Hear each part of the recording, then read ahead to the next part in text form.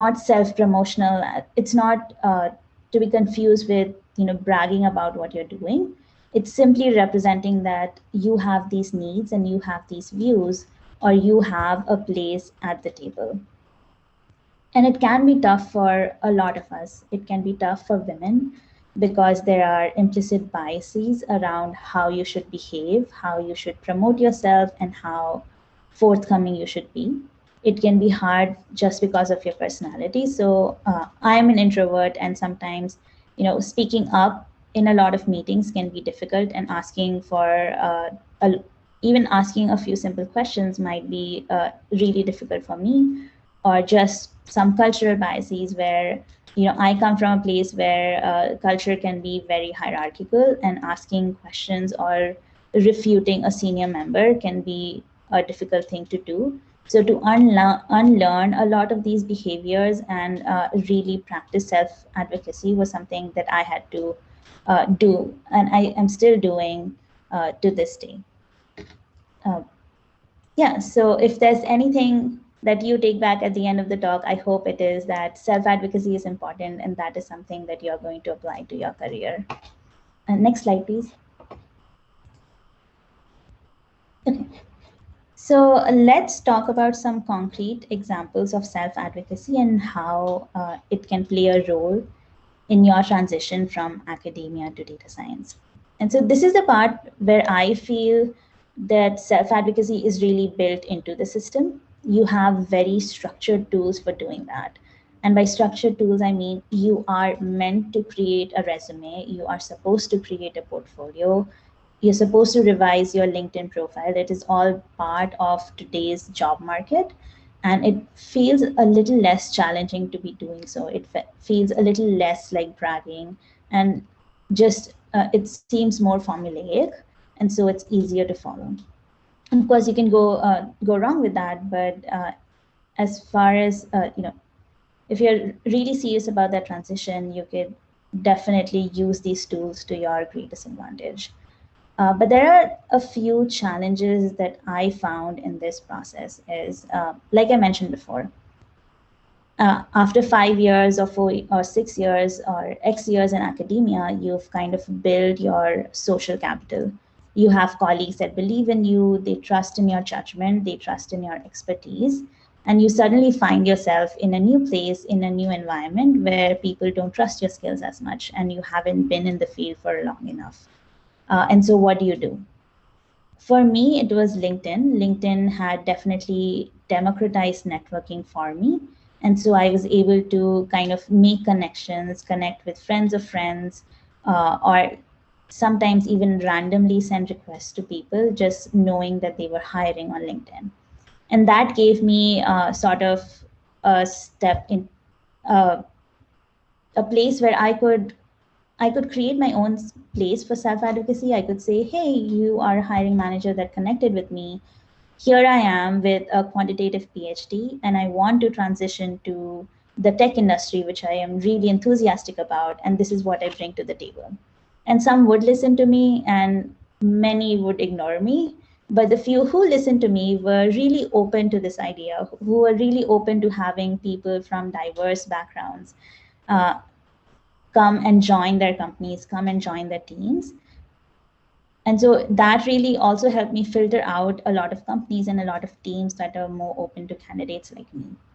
And slowly I could then build that social capital. And now when I go to LinkedIn, I am connected to a lot of people in the field who are still posting about data science, and I get a lot of information about new jobs from them, about new seminars, webinars that I should watch, or whatever new methods are happening in the current industry. And so that's a bit of social capital that keeps on giving to you. The other challenge when you're just transitioning from academia is, if you want to self-advocate for your skills on your resume or on your portfolio, you probably don't have enough projects. At least coming from a place where all of my research was completely in a different area that did not involve a lot of very vogue machine learning techniques, it was really hard to show that my skills from a computational PhD could translate over. And I would have to convince people to imagine a lot of potential in me, which is a hard thing for a lot of people to do, a hard thing for them to believe, where for them it's easier to hire a candidate coming from a computer science background. And so, how I bridged the gap was creating a portfolio that had projects that were more relevant to the industry.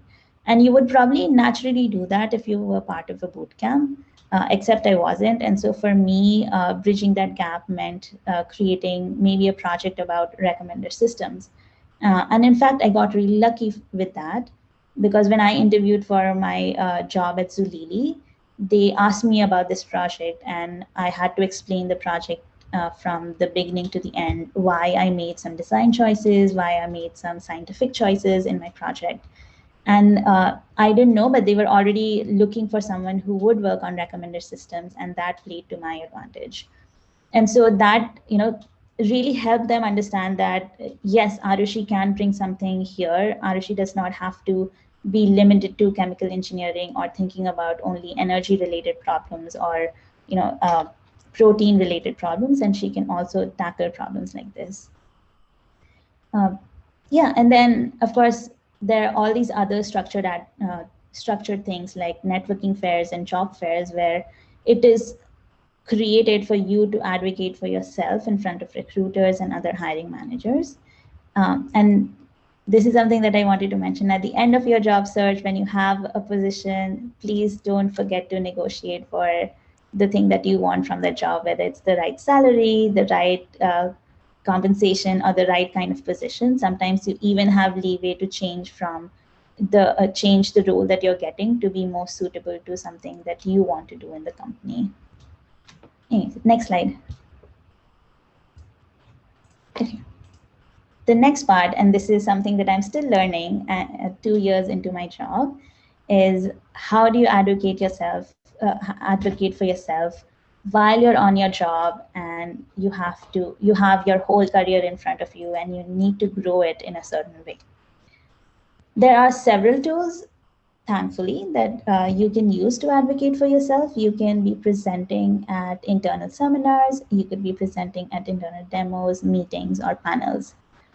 You probably have like regular meetings with your manager, regular meetings with your skip manager, where you can talk one-on-one at a more personal level about how to grow your career, how to choose projects that will move you in a certain direction versus not. You can discuss whether you want to be an individual contributor for the longest time or do you want to move to a managerial positions.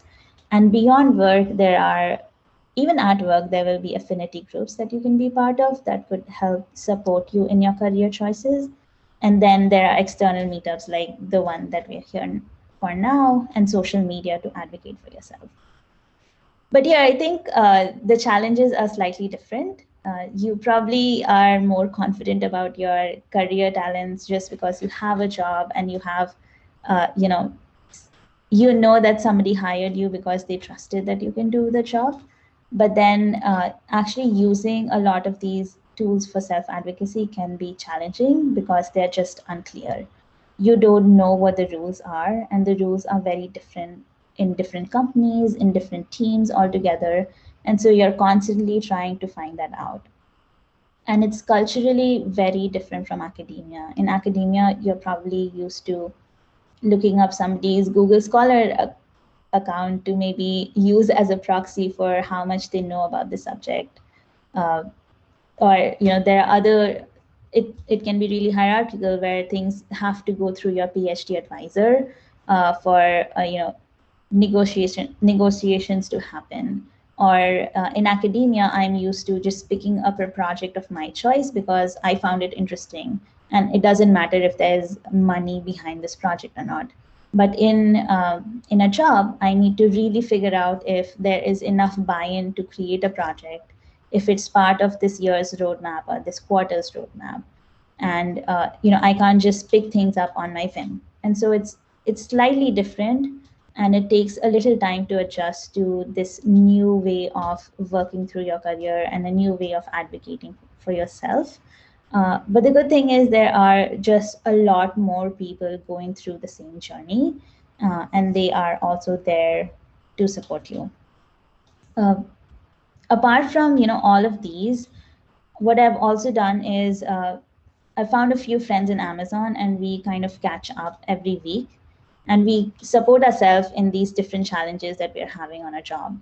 And so I would highly recommend just finding a little corner in your company, just a person or a few people where you could help support each other and help each other advocate for what you should be doing in your job. Sometimes it's as simple as saying, okay, I want to have this discussion about career progression with my manager. How do I approach them? I'm pretty nervous.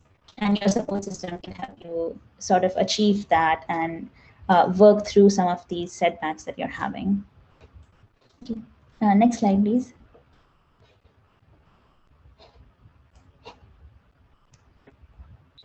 Okay, I just wanted to put a few examples here of a few people that I like following, and I really like that they are just out there talking about a lot of data science and being really active.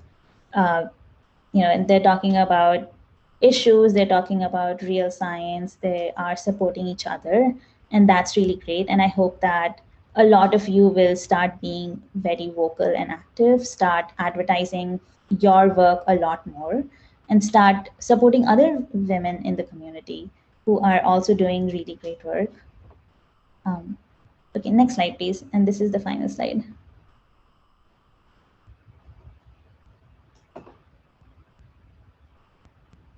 Oh, okay. There's a line across it. Cool. So just finally, I wanted to leave you with these few points. It's from HBR, where they are talking about how you can become comfortable with self-advocacy. They're just three short points where it says start small, start in a low-risk environment where it might be asking your manager if they could give you a small part of a project just because you want to grow your skill. Keep practicing for whatever you want to do. Keep practicing advocating for yourself. Once you start doing that, it just becomes easier, and you can have bigger conversations about your career. You can have bigger conversations about transitioning from maybe academia to data science. Some of these conversations are going to be hard, like convincing your advisor that this is the right path for you, even if they want you to stay in academia. And then try to find support, whether it's within your colleagues, within your friends, or just reaching out to other people that you have seen following the same journey on LinkedIn. And you would be surprised how kind people can be and how kind strangers can be in times like this. And so go forth and find support for yourself. Next slide, please. Okay. And thank you for listening. I'll take any questions that you have. Awesome. Yeah, thanks, Ruchi. This is a great talk. I definitely echo a lot of points you mentioned, like self-promotion, how to find friends and mentoring company. So really appreciate you sharing that.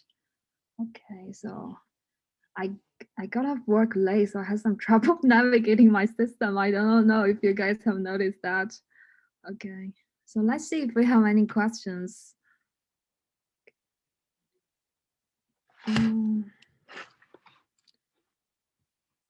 Oh, it doesn't have to be questions. It can be anything you want to share, or you echo with, or you want to share your own experience. Okay, so for those who missed the beginning, you type your questions in the chat and I will read them like in order. Yeah, so in that way we can like have a yeah. Okay.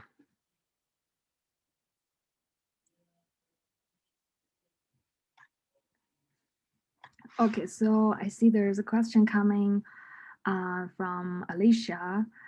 What sort of skills did you highlight on your resume, given that you did not necessarily have a tech background in the beginning?